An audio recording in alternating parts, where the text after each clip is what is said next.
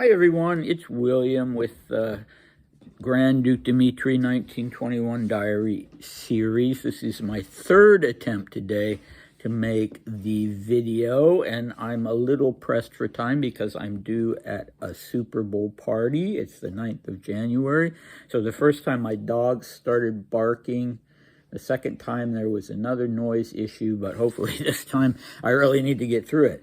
Okay, so we're up to part 4 of the 31st of March, 1921. In the previous diary section, Dmitri focused on criticism that he had come under from the press, both the French press and the emigre press in Paris once he returned from his trip to Berlin, where he met with the Berlin monarchists.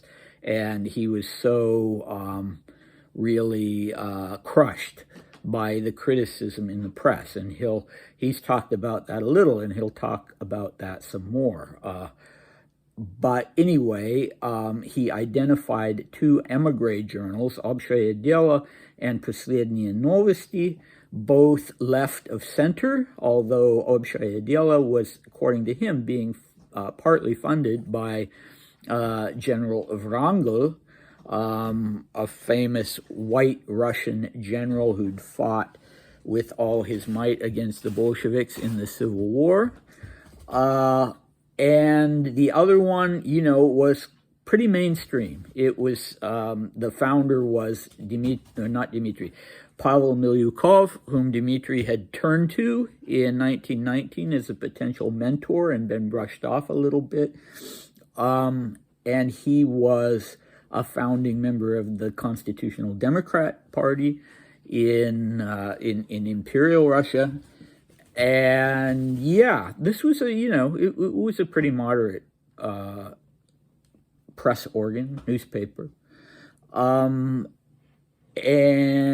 yeah, I found those online, and I was going to read this interview. I was really excited because in today's diary entry, Dmitri is talking about an interview he gave to Последние новости to try and offset this really damaging criticism and to sort of set the record straight and do some damage control.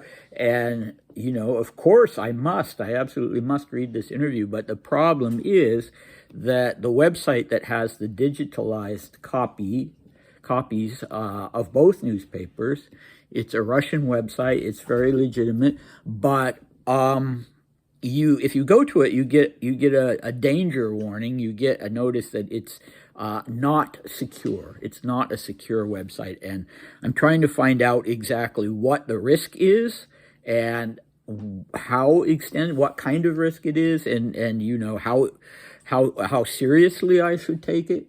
But for the moment, unfortunately, that's on hold. But anyway, here we go with Dmitri. The whole thing ended with me receiving a certain clean-shaven young man, an editor of Последние новости, with whom I had a long conversation on all these urgent topics. And the article appeared the next day. I thought the right-wingers would take me to task for it, but with a few exceptions, they were all very pleased. But I said just what I thought in the interview, and of course, it turned out to be not at all extreme right, in quotes. I said that I believe in the rebirth of Russia only through an internal movement and not by force of foreign bayonets. Then, that the shape of the future regime will depend entirely on the wishes of Russia herself and not on any determination by the Russian emigration, and so on in the same spirit. But my state of mind was horrible because I knew very well that what I really needed to do was sit calmly and quietly and attract as little public attention as possible. But once they started talking so much about my Berlin trip, so persistently and tendentiously, I had to respond to that furor by coming out of the shadows and giving this newspaper an interview. And in actual fact, it put an end to all the writing about me. Once again, during this difficult time, Maria proved herself to be my tactful and faithful friend. Seeing my distressed state of mind, she was amazingly supportive and didn't ask a single question, much less offer a reproach. Well, maybe there was no need for a reproach. The fanfare in Berlin was not my fault. In fact, it could have ruined me. Naturally, this is all trifles and nonsense, but it's amazingly unpleasant, especially when you instinctively feel that a mistake has been made and that you yourself played a part in it. Okay, so here we go. One question that occurred to me: did Dmitri request the interview? Did he contact them, or did they contact him? And it's really difficult to say, although it kind of sounds like he contacted them and it was important to him to give this interview.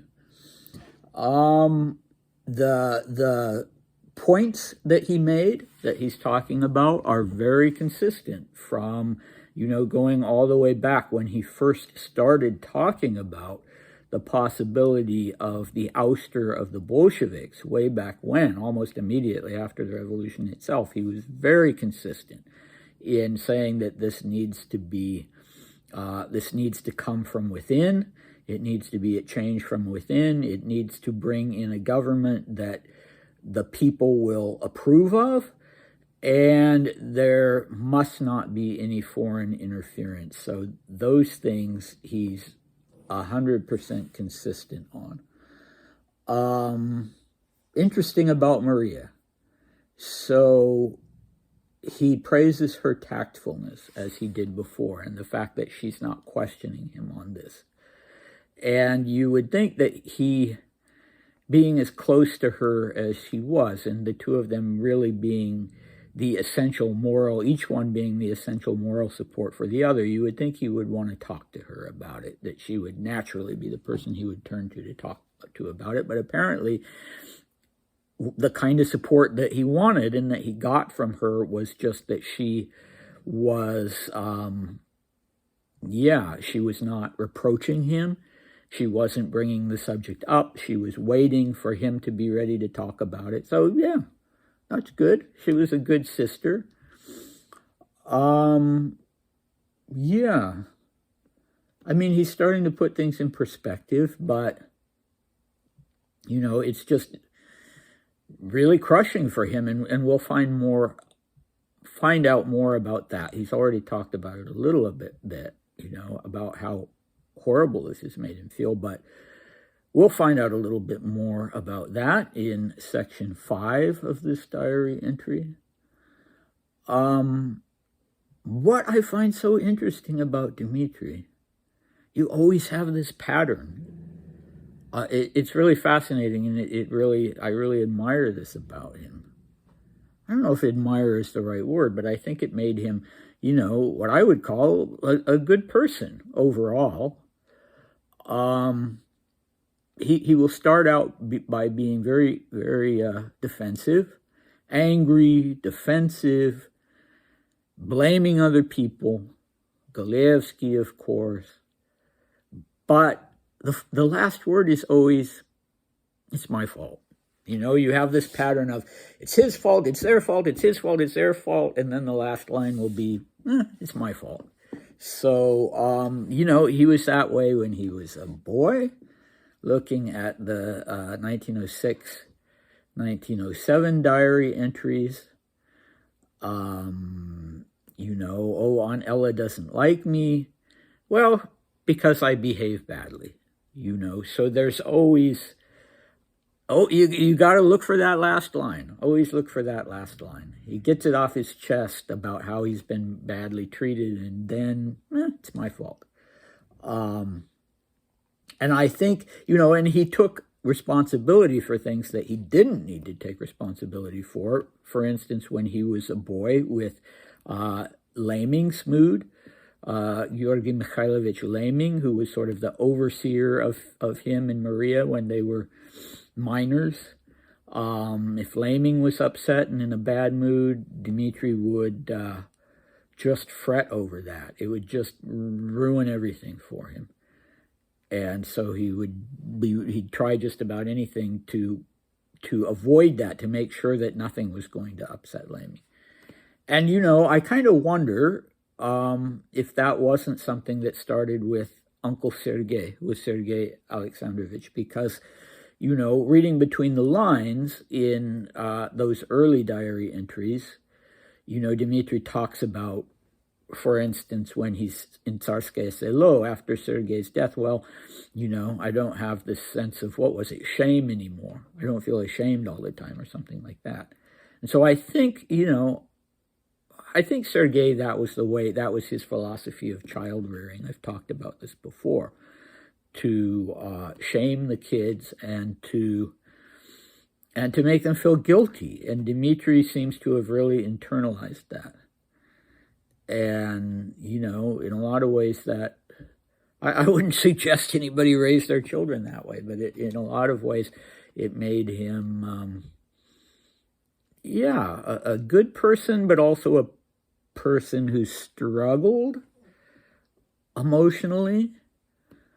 He certainly had great remorse over the Rasputin assassination, and we'll be finding out more about that, indeed, later in these diary entries in the spring of 1921. But anyway, like I said, always look for that last line. That last line that says, yeah, it's my fault. Okay, what do we have next time? Next time we have, and I quote a line from the next diary entry, or the next section of the diary entry, "That's how I ended up in Monte Carlo." So next time we're going to find out, he's going to tell us how he ended up in Monte Carlo. So come back for that. Wow, I actually finished in under 15 minutes today, even though it was a long diary section. And I'll see you next time. Bye.